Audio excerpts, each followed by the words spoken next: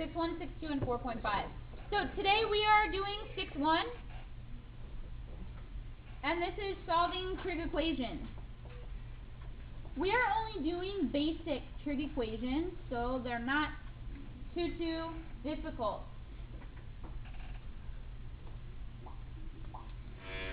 Okay, so what you want to do to solve trig equations, these are the steps. 1 is isolate the trig function. 2 is find the answer in quadrant 1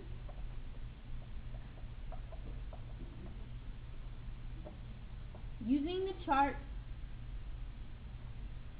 and 3 is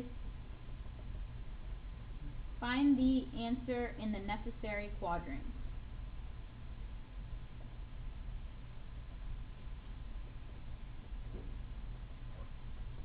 And you should have 2 answers. 2 answers if it's not squared. If it's not squared. If it is squared, and we're going to do that tomorrow, 4 answers.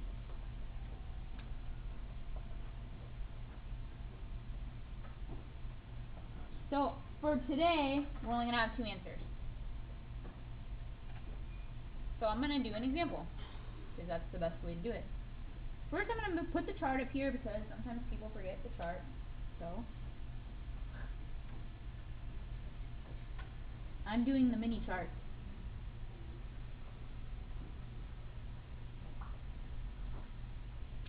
I'm adding radians to it, sine, cosine, and I will add tangent. I'm going to rip through this because you guys should know it already. Oops.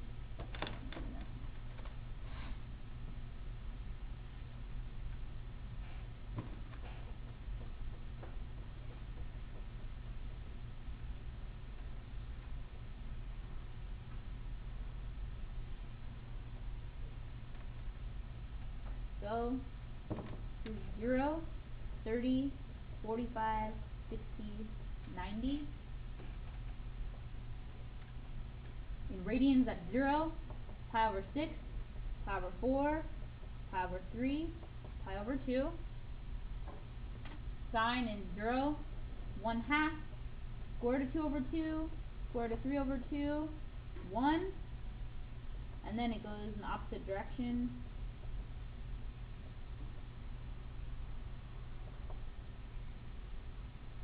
And then for tangent, it would be 0 over 1, that would be 0. If you put these two over each other, the 2's would cancel, so it would be 1 over root 3. This is the same thing over the same thing, gives us 1.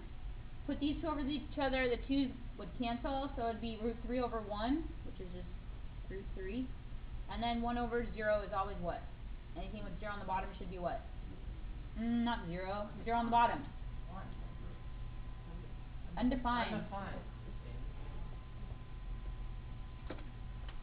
Alright, so let's start with our first example. Our first example will be 2 sine of theta equals 1. So the first thing I want to do is isolate the trig function. So I get the trig function alone. How do I do that?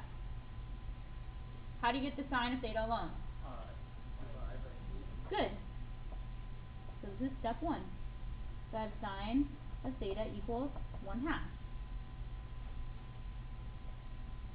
Now, the second step is find the answer in quadrant 1 using the chart. So, using the chart, the answer in quadrant 1, where is sine equal to 1/2? It's at what? 30 pi over 6. So we're going to do it in both radians and degrees because it asks you to do that for your homework. Questions on part 2? Step 2. Okay, step 3 says, find the appropriate quadrants it in. All students take calculus. So, This is 1/2. Is it positive or negative? Positive. Positive. So where in here is it positive or negative? Or I'm sorry, where in here is it positive?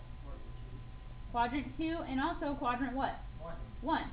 Yeah. So one of my answers is 30 degrees and the other one is what 30 degrees is in quadrant 2. How do you find that? 180 minus 30. Good. Which is 150.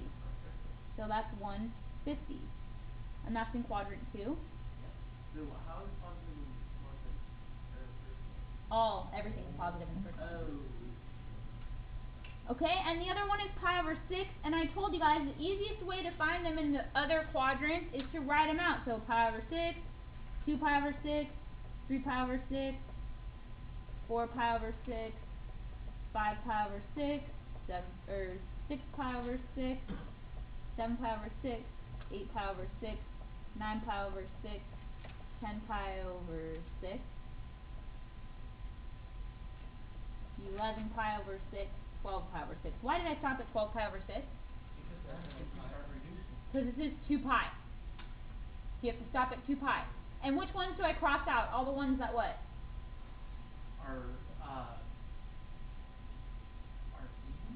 That can reduce. All the ones that can reduce, I cross out. Cannot reduce, can reduce, can reduce, can reduce, cannot reduce, can reduce, cannot reduce. Can 8 pi over 6 reduce?